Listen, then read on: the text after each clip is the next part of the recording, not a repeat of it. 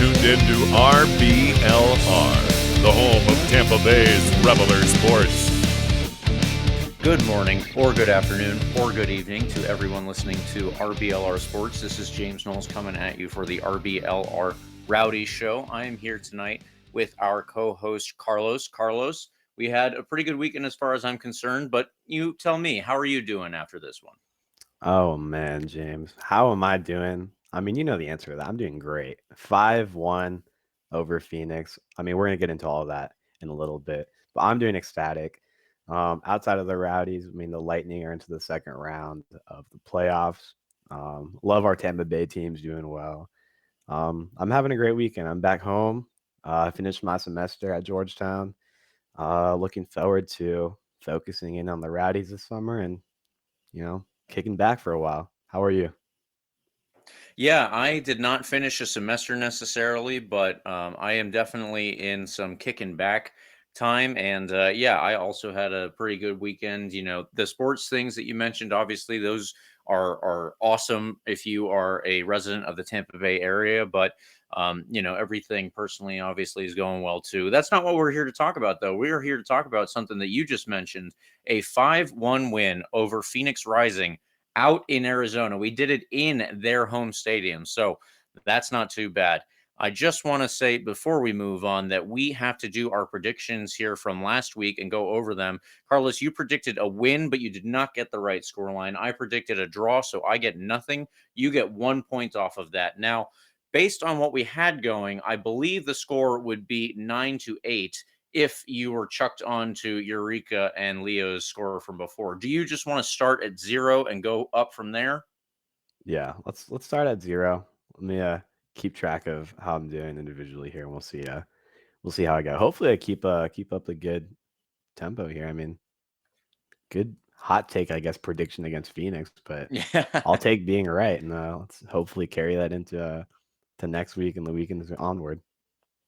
Well, I'll tell you, I did not have a good enough start to be running ahead by any wide margin here. I am only on 7 or 8 points. I'll have to double check. So you definitely have some time to catch me, and we will go from there.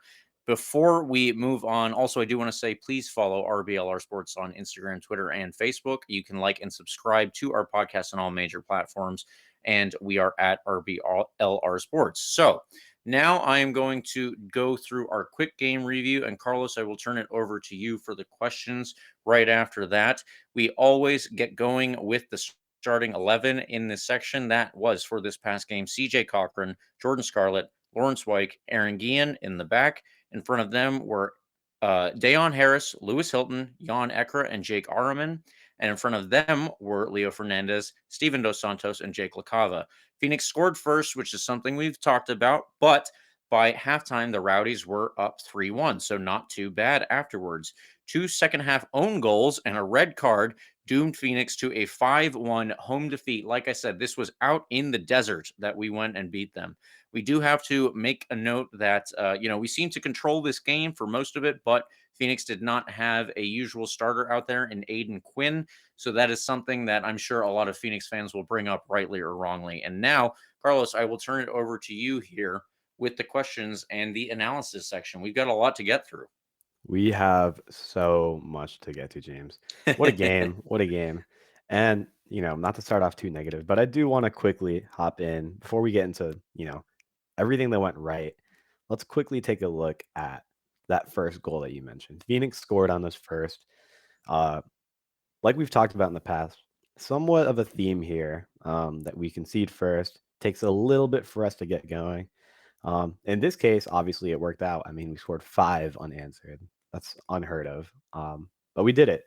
That's great to see. But let's take a look really quickly at that first goal that Phoenix scored against us. That started off a poor Steven Dos Santos touch on a pass. All of a sudden, Phoenix is in transition. Hilton, Leo Fernandes, Jordan Scarlett are all kind of bunched up on the right as Phoenix is counterattacking. All of a sudden, Calistri, Phoenix's winger, is all alone, streaking down the wing. And just like that, Aaron Guillen is left by himself against, I think it was 3 Phoenix Rising players. And Sejas is able to tap in a goal into an empty net. What went wrong there? Have we found the formula on the back line that's going to be, I guess, the winning formula going forward? Um, Let me throw in my opinion real quick for that. I think our back line on that goal in particular didn't have too much at fault. That was a silly mistake from Steven Dos Santos, and Phoenix is one of the best teams in the league at playing quick and in transition. Um, like we've touched on in the past, though, our back line has struggled against speedy offenses. So I think we're still looking for that right formula, still looking for that right chemistry between White, Scarlett, and Guillen. But I want your thoughts, James. How do you think they played this game? Do you think they were at fault for that first goal? What could we look to improve upon going forward on our back line? Yeah, so much like you, I think that the back three involved were not necessarily the ones who were at fault for it. I think, as you said, Steven Dos Santos receives the ball. He's in a position that he's usually able to dictate where his body is big enough, obviously, to hold off the defender that's on his back, and he can keep the ball in front of him and away from a Phoenix player. Unfortunately, he slipped, and that's where he gave it away. Now, it is necessarily his fault because he is the one who had the ball before we gave it up, but you also have to take into consideration how much a player will slip on a field when they're wearing studs. That's kind of just a freak accident. And just to skip ahead for a couple minutes in the game, it was 5 minutes later. There was another chance that Phoenix had where Lewis Hilton actually did the same thing. He slipped on the field, and I don't know if it was, maybe a little too wet or something, but Phoenix broke in numbers just exactly like they did on the goal. This time they went down our right side and they cut it back to the opposite side, but that shot was blocked by CJ Cochran. It was actually a very important save. Obviously, it kept us in the game at 1-0 and allowed us to get back into it. But yeah, that's just kind of a freak thing, of course.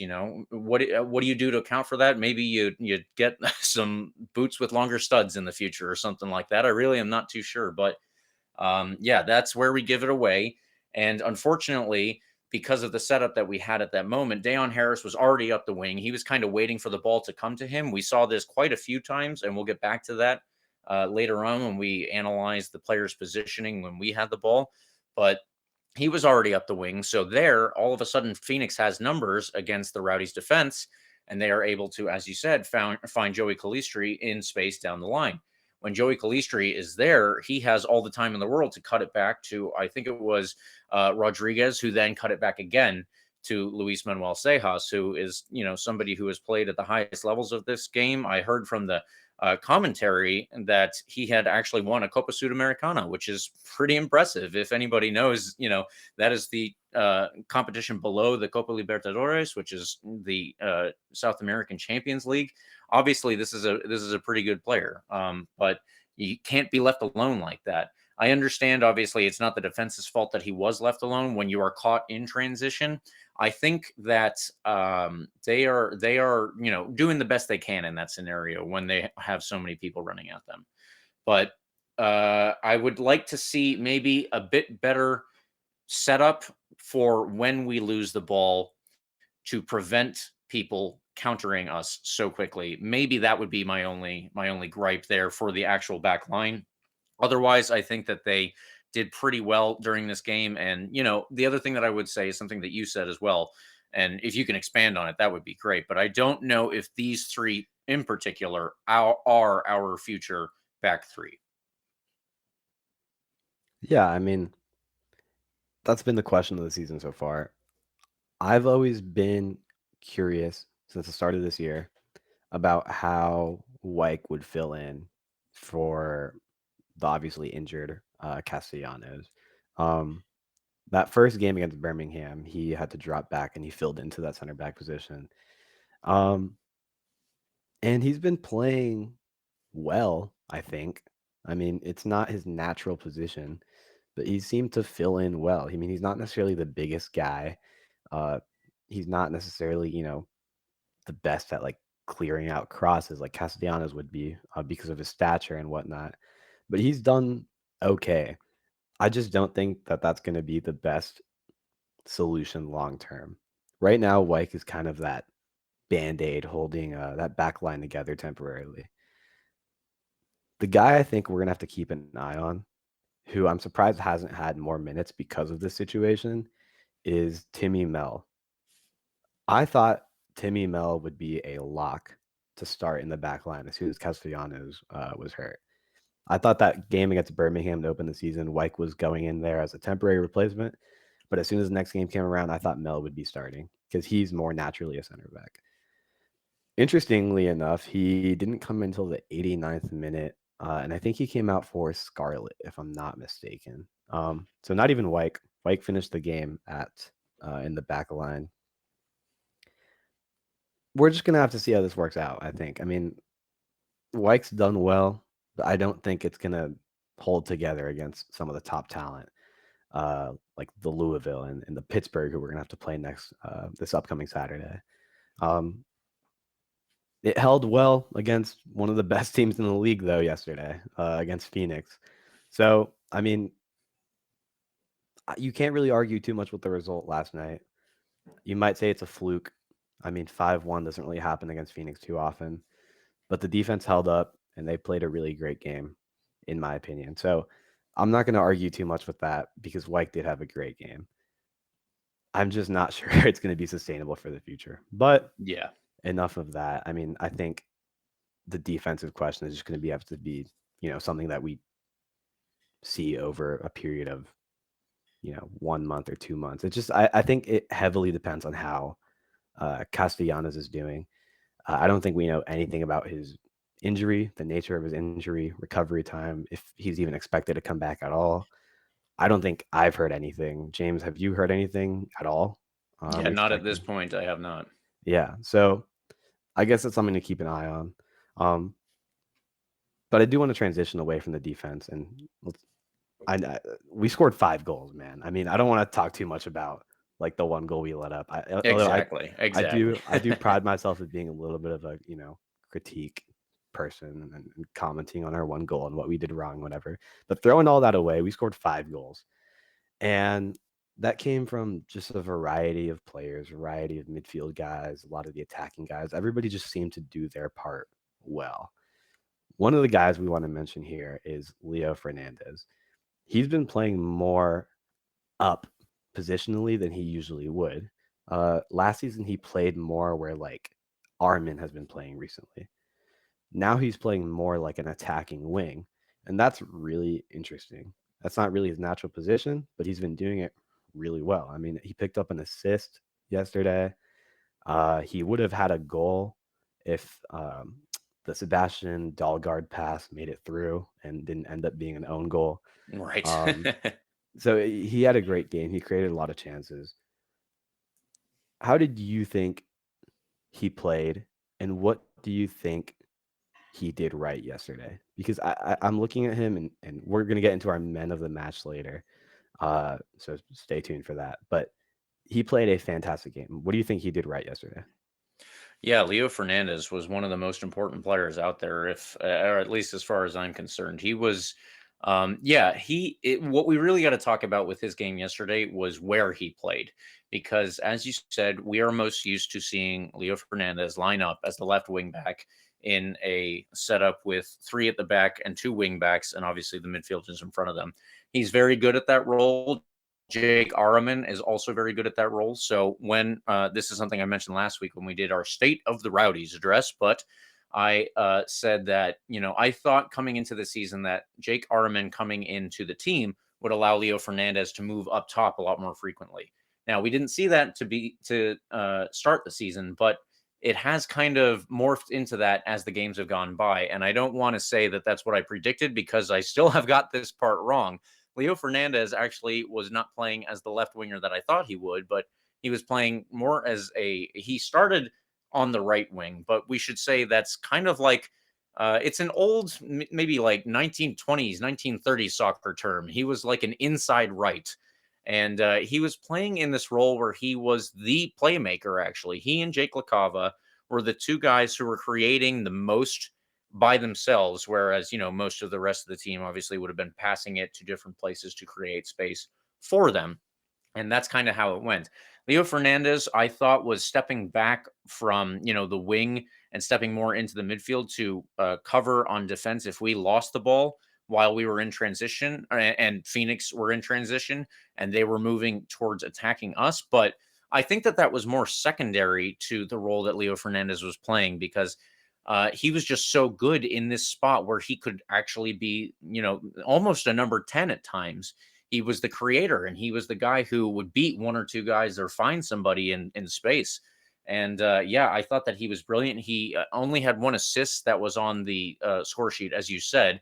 I think he deserved more than that on the actual statistics, but that comes down to how they count it, obviously. So we can't give him more than that. But I think that his movement was very interesting. Dayon Harris was actually the one that was going up and down the wing. I don't think that Dayon Harris is still the best defender ever. So allowing him to just move up the wing and get all the way up to the end line, that's perfectly fine. Just let him do that. And Leo Fernandes was there in that playmaking role, or when we lost the ball, he was actually the one that was a little bit deeper than Harris most frequently, and he was there to cut off any of their movements forward. And I thought that he played that role so well. Into the second half, he stepped back as a left wing back. Jake Arman came off at halftime, and I'm not sure if that was a planned sub because, I'm not really sure why it was made. It didn't look to me like Jake Arman was having any type of bad game or anything, but Leo Fernandez his impact did wane in the second half, but by the time that we got to the fourth goal, which was a minute in, and then by the time that we got to the second goal, which was in the 68th minute in the second half, like we were up 5-1. There wasn't really too much left to be played on both sides. You could kind of see that by the end of the game. So I think that the first half was obviously the most important for this one, the way that it went, setting the tone. And Leo Fernandes was one of the most important players in that for a myriad of reasons. Yeah, for sure. And staying on that wing, on that side of the field, I want to give a shout out to Dayon Harris. I think he had a great first half.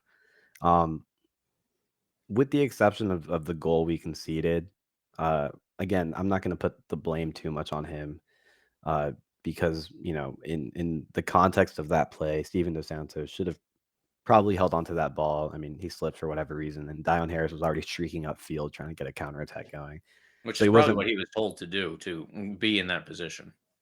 exactly. So he wasn't back to prevent an attack on the wing, which ended up leading to the goal. But he played a great first half, and I don't want to give myself too much credit, but last week I particularly called out his name to have a good game this week. Because Phoenix doesn't necessarily have, a great track record this season with defending the speedy attack on the wing. And that's exactly what Dayon Harris brings to this squad.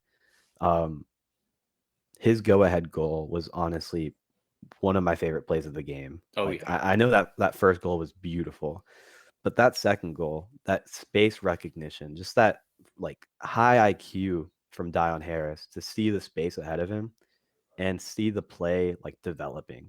He saw he only had one guy to beat, and he started making a run from way back on our side of the field. And he started streaking down the field, seeing that he only had I think it was Ryan Flood to beat from Phoenix. And he easily got by him. Lewis Hilton did a beautiful job of seeing that play develop early on and just fed him a dime of a pass on the ground. Dayon Harris just obviously finished a beautiful, beautiful play with a nice, simple little chip over in the Phoenix goal to put us ahead 2-1. Now, the question I want to pose to you, James, I know you said his defensive prowess isn't necessarily, there yet, maybe. But is Dayon making a case for more minutes? I mean, with Dalgard injured in the past couple weeks, he's been playing more. Dalgard so far this season has seemed to be our starter. But after these past couple games and the chances he's been creating over and over, and the results seem to finally be coming to fruition here, do you think he's making a case for more minutes? And if not, what do you see as the best lineup for our two wings here? Well, I will certainly agree with you on the first part that Dayon Harris has earned himself these minutes. It's not just the case necessarily that Sebastian Dalgard is out injured. That is the case frequently in these last couple of games, but he has done so well. And yeah, my only real caveat with Dayon Harris is that defensive side. Like, you had just mentioned. I think that in the Orlando City game in the Open Cup, God, was he ever good. He had such a good day when he was out there and he was terrorizing that Orlando defense. I really wish that we had done a little more with the crosses that he put in, obviously, because that would have changed the game. But he just did so well there. And I think what really helps Dayon Harris in that game specifically is that Kyle Smith, their left back, is actually naturally a right back. So in that game, he was not as attacking as Orlando City's starting right back, Huon, and he was the one who was allowed to get up and down the wing. Kyle Smith in the first half was very stuck in, and he wouldn't really go up. It almost looked at times like Orlando City were playing with three at the back because he was sitting so deep. But yeah, obviously that gave Dayon Harris all the room to work with, that and all the room to work in that he needed, and he did very well. Dayon Harris also recently played as a number 10 when he came, or excuse me, as a number 9 when he came on as a late substitute in the game against San Diego, and he almost got 2 goals off of like bullying the defender out of the way to get the ball. So that was very interesting.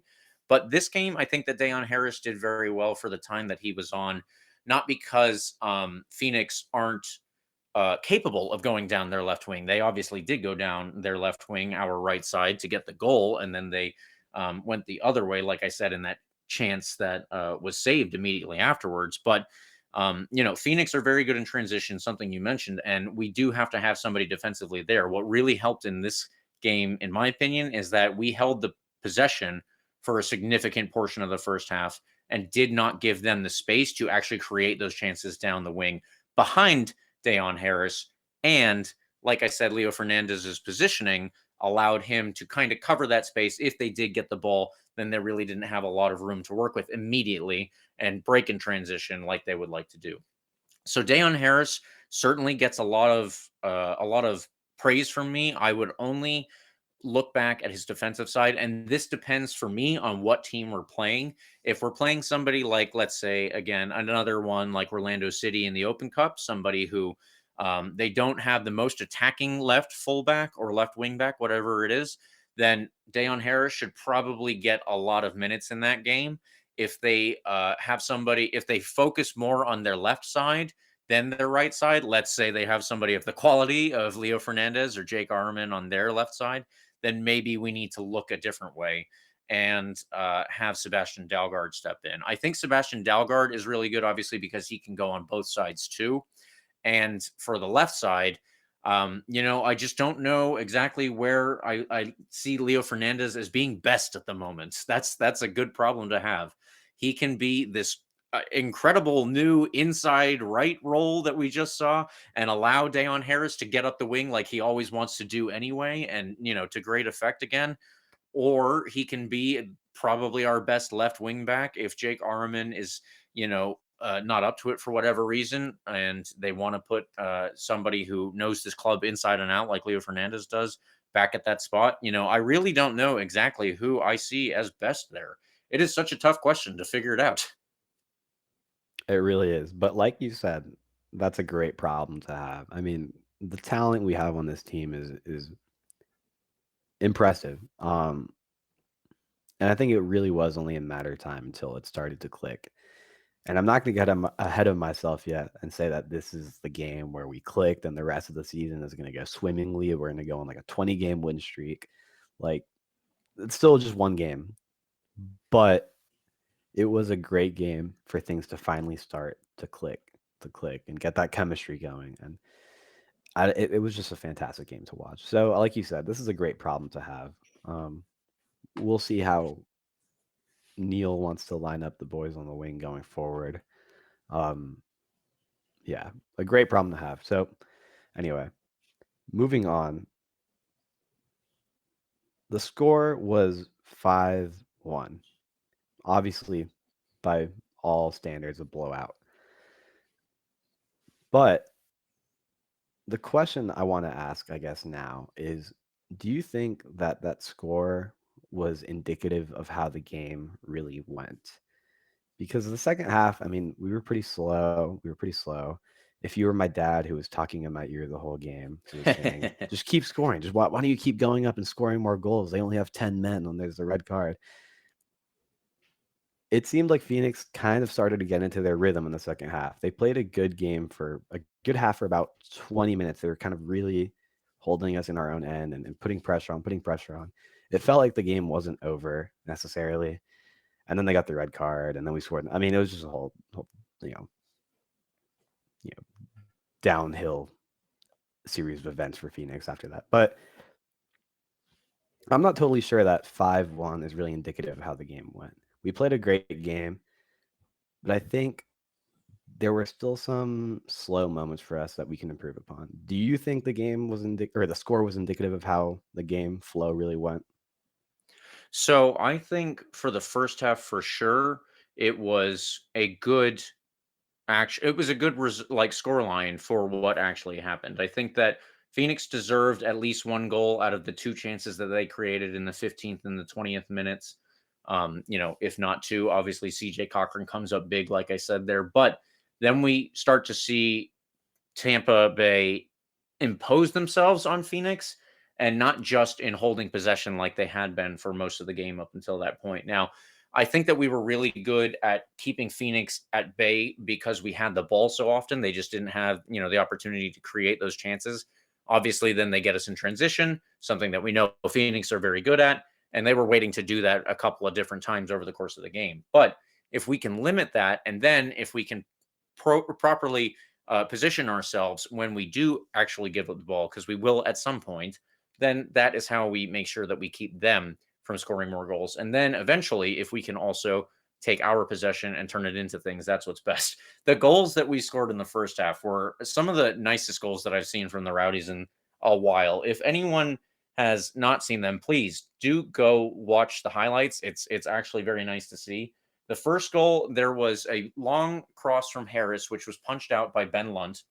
And it was, I don't know, it was a very weird punch. It was looping, and it ultimately fell to Jake Arman. Jake Arman takes the ball, puts it right into the middle at the top of the box where Jake LaCava is standing. He gets around one player with his first touch and finds not Lewis Hilton, but Leo Fernandes. Leo Fernandes has this beautiful little back heel, just lovely, through one defender onto Jake LaCava, who has gotten around the player that he passed the ball past for Leo Fernandes, and then he beats the goalkeeper near post when it actually reaches him on his run. It was so nice to see. Like it's beautiful, beautiful buildup within a very small area. It's a lot of neat skill that you can see from like high level professionals. I absolutely love that one. The second one, Magical. yes, exactly. It really was.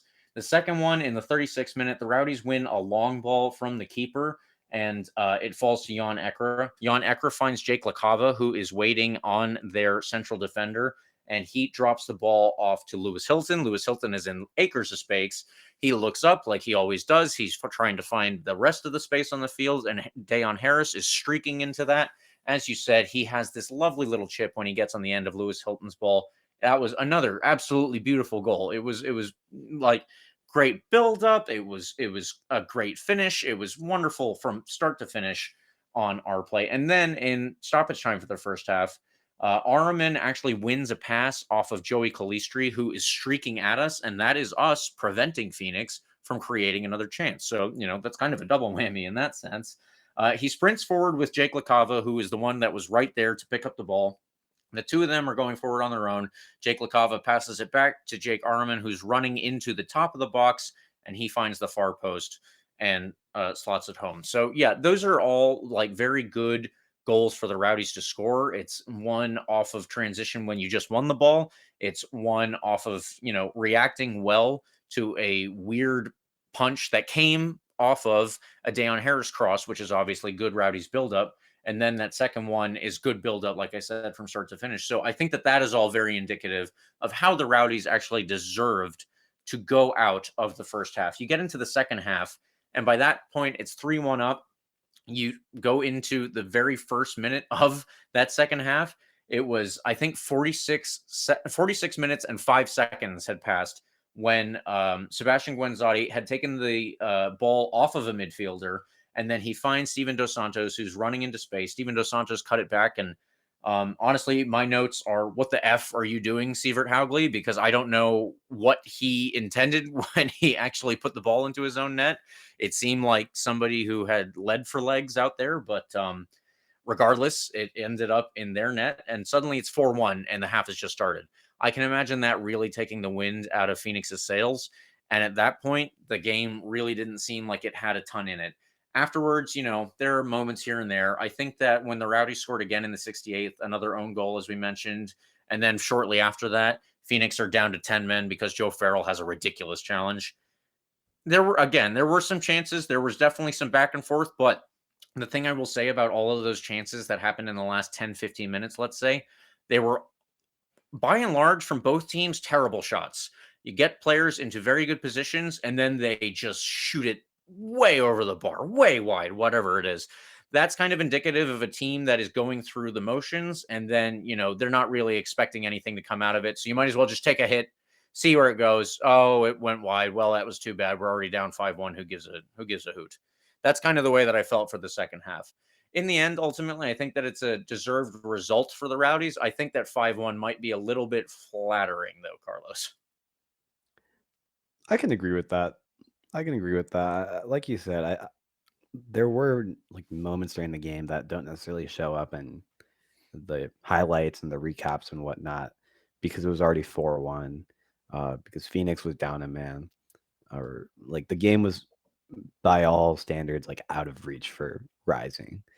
But they still had a few really dangerous chances that, in a situation where it was 1-1 or the game had just started, they had a pretty good chance of putting it away and scoring a goal there. But like you said, I mean, it was a team that looked like they were done for the night. And when they got to those spaces, they just kind of, did whatever. They put in a really lackluster shot or a shot that went way over the bar.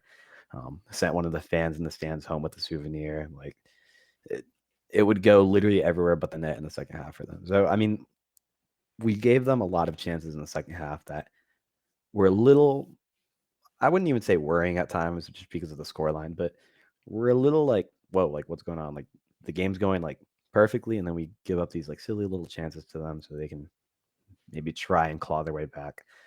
Luckily, they weren't up to the challenge. They were just, like you said, throwing the ball wherever, everywhere but the net. So, yeah, Cochran definitely had a easier night in the second half. Yeah. But he was very clutch in the first half, so definitely a shout out to him. One more question I want to ask before we get into our men of the match, James. Now that I mentioned Cochran, this is a somewhat of a hot topic in the Rowdies family social media right now. Is he our guy in goal? Because this is his first game starting again, I think I want to say 4 games. Correct me if I'm wrong. Arozarena has been in the net for these last few games. Cochran comes back. He makes all these clutch saves, and we pull out a great, great win against Phoenix Rising. Is he a serious difference maker in comparison to Arozarena, or is that still up in the air, in your opinion? That is a very good question, and I wish that I had there's a measure that we have seen make the rounds on social media for all the Rowdies fans. Apparently, these are done, I believe, by at USL Tactics, a very good voice. He is also now working for Backheel, John Morrissey, and that's a cool blog that they've got going. I like that they are covering that in a real professionalized format. But what I would say for that is, the Rowdies are apparently, giving up a certain amount of chances per game. And those are not particularly high. We're roughly on par with last season, if I have the numbers correct here. But what we are doing is, despite giving up that many chances, we are giving up more goals than the chances would suggest we should actually have conceded. That is, just something that happens sometimes based on, the expected goals figure is essentially a percentage of every shot that's been taken from any one position. Let's say that this particular shot is taken from. I will expand on that a little bit more. Leo Fernandes is in the box. He is right to the left of the penalty spot. he's got 2 players around him and the goalkeeper in front of the goal. So let's say he's about to shoot, and from this angle, all of the shots from all of the games ever compiled prior to this suggest that he has a 10% chance of scoring because of where the defenders are. Now, I guess in the last couple of games, the Rowdies have had that 10% chance on that shot, and then we have been, if we get 10 of those shots, we will actually just make 0 because that is how luck works, unfortunately. And sometimes we do not break those numbers. Now, on the other side, let's say Phoenix or San Diego would be a better one, obviously. So San Diego have a player in the box in that same position, 2 players in front of him, and the goalkeeper in front of the net. They have that same 10% shot. So they take 10 of those shots, 2 of theirs will go in instead of 1. And that has been what's been going on for the Rowdies recently, that more chances have been going in than are right to have gone in based on the underlying numbers that we have seen, again, from all of the games that have ever been played and analyzed in this field to give us the expected goal statistic. So that's what that is. Now, I don't know what the expected goals given up for CJ Cochran or Raiko Arozarena are. That was my long preamble to get to that line. But I think if I had to guess, Raiko Arozarena probably has a worse conceded versus expected goals number than CJ Cochran. I would like to find that. It's probably in one of those articles, and I apologize to John Morrissey that I haven't finished them, but he spent so much time on them. There's actually too much to go through at any one moment. But yeah, I don't have the specific numbers. I personally think CJ Cochran is the guy, but I would really like to see what their comparison is there, especially right now. The luck that you're going to give up more goals or score more goals than you should based on the expected goals, that's something that will change over the course of a season. Sure. Like I totally understand that luck is not something that you can measure, but you can measure how much more goals a player is giving up than their expected goals. And you can compare it to the other one if it's a position like goalkeeper. And that is where I would feel, like I said, more than likely Arozarena has a worse number than Cochran there. And that is where I would probably say is where we should be looking to see who is the number 1 for the goalkeeper. Fair enough. Fair enough. Well, as my English teacher famously reminded our class, and Ernest Hemingway, I think that was him. I don't even remember. I didn't pay too much attention in that class. Ernest Hemingway said, "You make your own luck." So hopefully Neil Collins is doing his due diligence in figuring out who will make the most luck for us in that goalie position. Cool.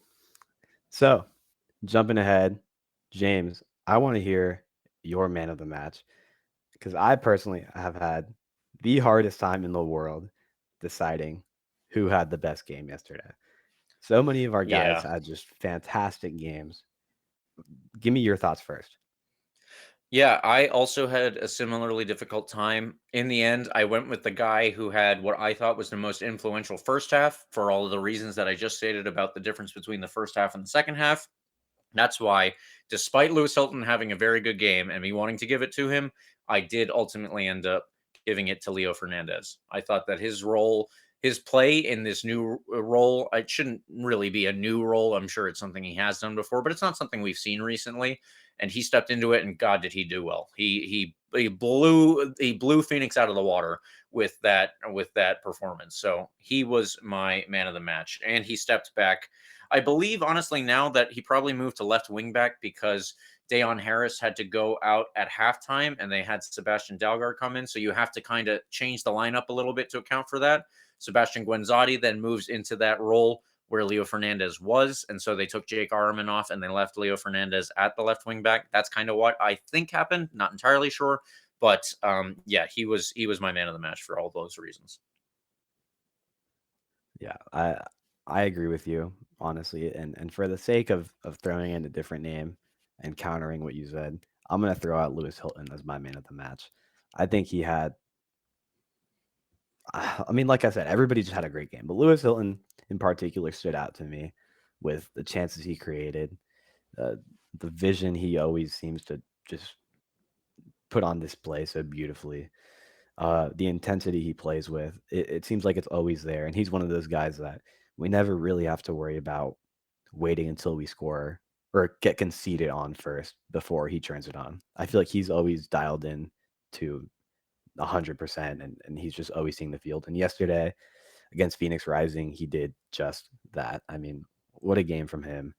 The play that's like ingrained into my head right now is that dime to Dion Harris. That vision is just so impressive to me because Dion started that run behind Lewis Hilton. Lewis noticed that play and recognized that developing play on the fly, and he was just it was beautiful. Chef's kiss, honestly. But I also want to give a shout out quickly to Dion Harris and Jake Arman as my first half shout outs. I mean, that's not a thing we usually do, and it's not a thing that's recognized anywhere as man of the match, but they just had fantastic games too. And I want to give a shout out to our guys on the wing. Arman just had a great first half, and that third goal was really all him. I mean, he stopped, like you mentioned earlier, he stopped that Phoenix defend or transition attack and kind of helped us to beat them at their own game on that goal. We turned their transition attack into our transition attack. And just like that, we were on the counter attack. He stops the play, finds Jake LaCava, and they don't do anything too crazy. It's just Jake feeding it off to Arman on the left, Arman putting in a simple finish on the ground to the bottom right corner. Just simple soccer. I mean, that's all it takes sometimes. And the Rowdies seemed to do it just right yesterday with the help of all these guys I've mentioned. And all the guys I haven't mentioned. I mean, really, everybody had a great game. So shout out to everybody on the field. I wish I could say everybody was my man of the match, but that just really wouldn't make sense because it's one man, whatever. Sure. Okay. So James, I know we usually do a hot take every week. I don't have anything to say. I really don't want to like add in anything much more negative than I've already said because it was just such a great game on from my end. Do you have any hot takes you want to add in here before we move on to our standings update? You know, I did have something that I was thinking of, but I actually came up with something a little bit better here, and this is going to be my hot take instead. I believe that the Rowdies can be the USL Championships Seattle Sounders, and what I mean by that is the Seattle Sounders are known, and this is almost an inside joke within MLS circles. Seattle Sounders don't play well at the beginning of the season. They kind of just flub the first 2-3 months, and then, they pick it up kind of into the summer. Maybe they'll make a signing or two. And then by the end of the season, they're back at the top of the Western Conference. They are almost going to be to MLS Cup every season. I think it's every other season, whatever it is. And then they will, in this past March, win the CONCACAF Champions League for the first time, or this past May, this month, they will win the CONCACAF Champions League for the first time that an MLS team has done it. Now, the Rowdies can't qualify for that by winning the USL Championship, but they can replicate the Sounders game and kind of work their way into the season over this long summer. It's going to be long and hot when people come down to Tampa Bay. Hopefully it will be a little bit difficult for them while the Rowdies are used to playing in that, that kind of conditions. So I think that the Rowdies are going to be the USL Championships version of that team that comes into the league, slowly build their way up towards the end of it. They are leading their conference. They are going on to hopefully win a championship. That's going to be my hot take. We are going to be there or thereabouts by the end of the year. I love it. Okay, cool. Now moving on real quickly, I can run through the standings as they stand currently. So first, let's look at our home conference, the Eastern Conference. Currently, we have Louisville City sitting in first place with 24 points. Right behind them, you have Pittsburgh River Hounds with 22 points, hot on their tails with actually a game in hand. We'll talk about them in a second. Detroit City FC, hot on their tails with 20 points. Memphis 901 with 19. And our Tampa Bay Rowdies currently sitting in fifth place with 16 points. Something to note, Indy 11, Miami FC, The two teams right behind us both have 2 and 1 games in hand, respectively. Still early on in the season, but we had that, chunk of just a bunch of games earlier last month, going into early this month. So something to keep an eye on there over the next couple of games. See if a couple results play out in our favor.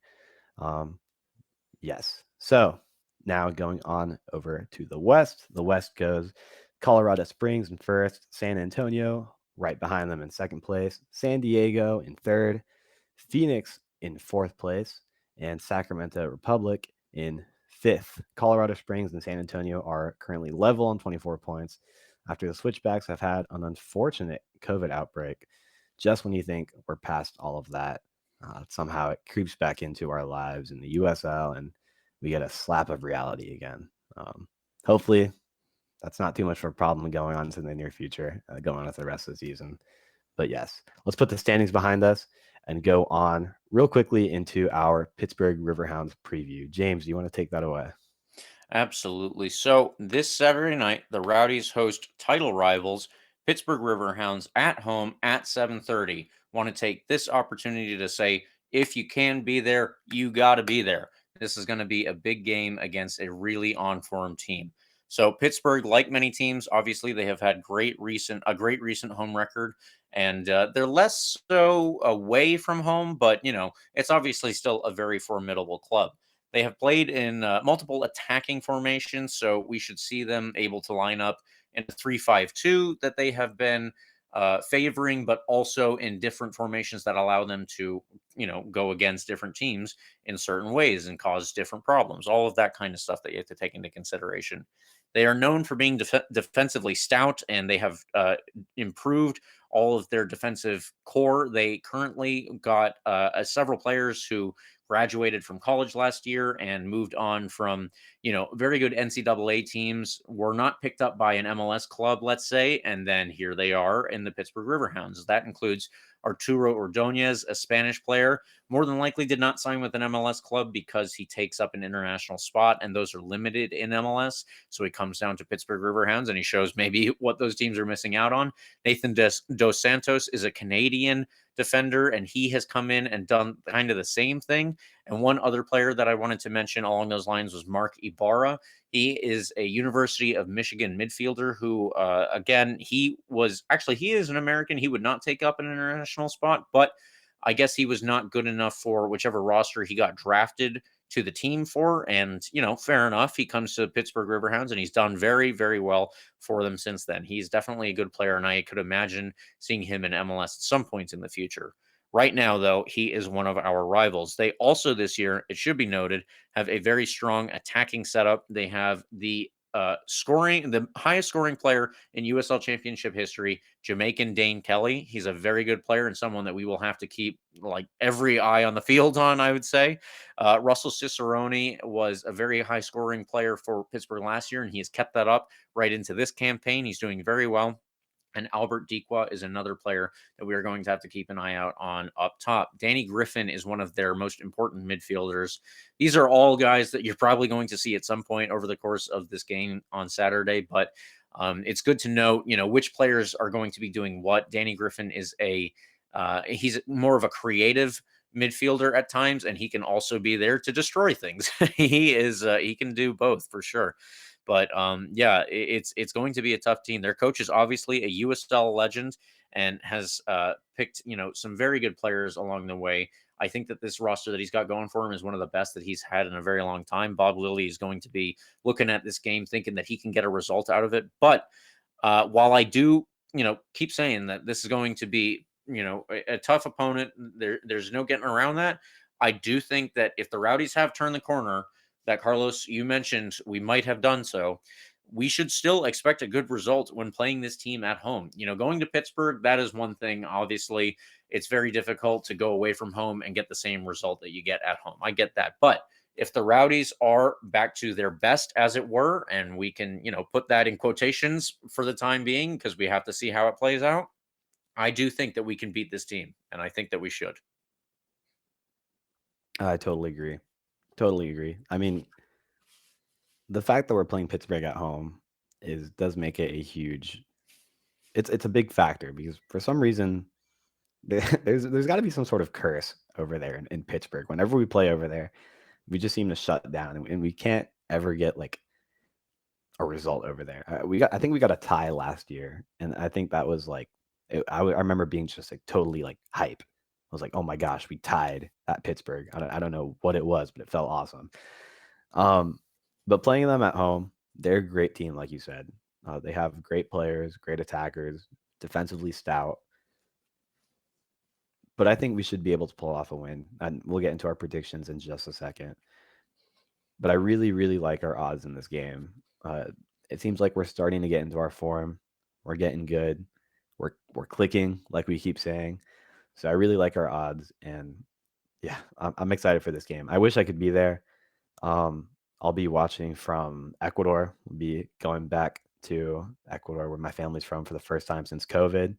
So excited for that. And I'll be tuning in from over there. I like our odds, James. Do you want to give our predictions real quick? Should we just hop into that?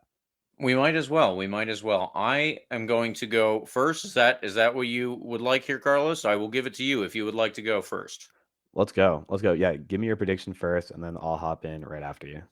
Okay. My prediction then is going to be a win, and that scoreline specifically, it'll be 2-1. I am seeing a 2-1 win for the Tampa Bay Rowdies. I love it. I love it. I'm going to go 1-0. I think it's going to be a low-scoring affair. In my heart of hearts, I want to say Sebastian Guenzati gets that goal and gets that record, the all-time leading scorer record with Georgi Hristov. We'll see if that actually happens. I mean, he came off the bench against Phoenix, which was a bit of a surprising move. We'll see if that's the case against Pittsburgh. Either way, oh, look at that. I don't think my dog liked that prediction. She's barking back there. Anyway, let's go 1-0 Rowdies. I think our defense starts to click and finds their rhythm. And yeah, I think they can shut down Dane Kelly. He's a great player, but I know he's had troubles against us in the past. And I hope that continues to be the case this Saturday. And quick anecdote here. I just remembered, I was looking at the Pittsburgh lineup. Their goalie who's been in and out of the lineup, Jamali Waite.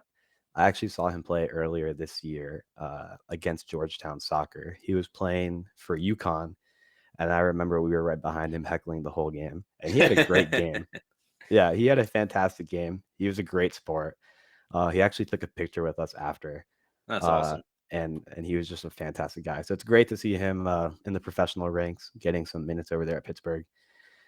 I really hope we don't have to play him because he was such a nice guy, and I hope we can just put in a bunch of goals against their other goalie here. But if he does play, I hope it's just one goal. I hope we can be nice to him and get out of there with a 1-0 result. So shout out to Jamali Waite. Great to see him doing well in the pro ranks in his first professional season. Good for him.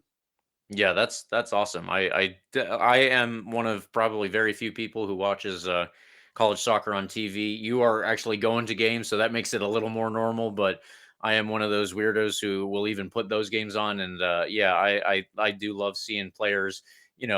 It's not the mode du jour to get into MLS or professional soccer at this point, but there are definitely still players who deserve to play professionally going through the college route. And I'm happy that, apparently Bob Lilly at Pittsburgh has found several of them who deserve that chance. And, they're all doing well. Jamali Waite, just one of those many, one that I didn't even talk about. But yeah, that will do it for our predictions. And that will do it for our preview of the Pittsburgh game.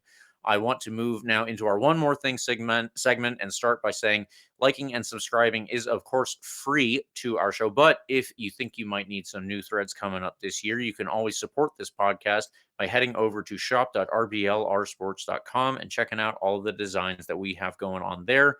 There will be a link in the description to see everything that our producer Eureka has put together. I would take this moment to yet again say I got one of these shirts recently for a birthday gift, and the person that I gave it to, my dad, he absolutely loved it. So be like my dad, get a shirt and wear it around to show your RBLR sports pride as well as your Tampa Bay pride. You can also use the promo code COYR for 10% off because everybody loves discounts.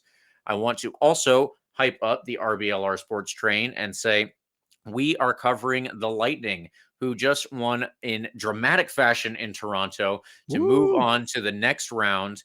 And we are playing next the Florida Panthers. I don't know if you would call them a rival, because all the years that I grew up, the Panthers sucked, and it's only now that they are actually a team that we even have to worry about. But it is somebody that we're playing, so why not tune in to our Lightning game and get all the coverage there? I certainly have been. You can also listen to our Bandits, our Bucks, and our Rays shows. Everyone on the RBLR Sports Network is awesome.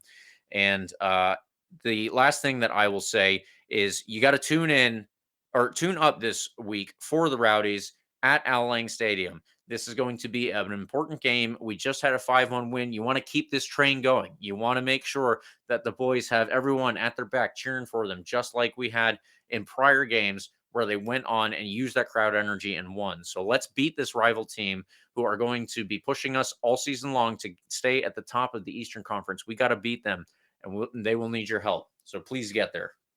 Amen. And I have my season ticket. Somebody take my season ticket. DM me on Twitter. There you go. At Carlos TPA10. Literally just tell me you want to go to the game. If you need an extra, I will just send it over to you. Let's get those attendance numbers up. Let's get a rowdy crowd this weekend. The Lightning don't play on Saturday. No excuse. You got to be there. But yes, any of those other days, definitely tune into the Lightning. That'll be a great series against the Panthers. Love that they're doing well. I mean, honestly, it makes it more fun to kind of have somebody locally to compete with. Yeah. Yes. So thank you everybody for tuning in. Like we've touched on in the past, make sure to follow at RBLR Sports on Instagram, Twitter, Facebook. James, what is your Twitter so everybody listening can go ahead and connect with you? Yeah, if you want to talk about why the Rowdies are the Seattle Sounders or any other stuff that I've got going on there, my bio hashtag is Oved Vargas for the U.S. men's national team, because I love Oved Vargas. He is a great player, and I would like to see him play for us one day. But if you also have anybody you would like to recommend for the U.S. men's national team, please get at me at RBLR James K. And also vote for Oved Vargas to try to get into the national team. I don't know that there's a vote, but do that. Awesome. Make sure to like and subscribe to all of our podcasts on Spotify and iHeartRadio, Apple, all the Google podcasts. I mean, literally all the podcast stuff. Like, we're there. Make sure to drop that like and subscribe. Help get us exposed to more people and more people with similar interests. More love for the Rowdies, Bolts, Rays, Bandits, all of it. James, any closing thoughts before we close out here? All I got to say, ahead of a big game, come on, you Rowdies.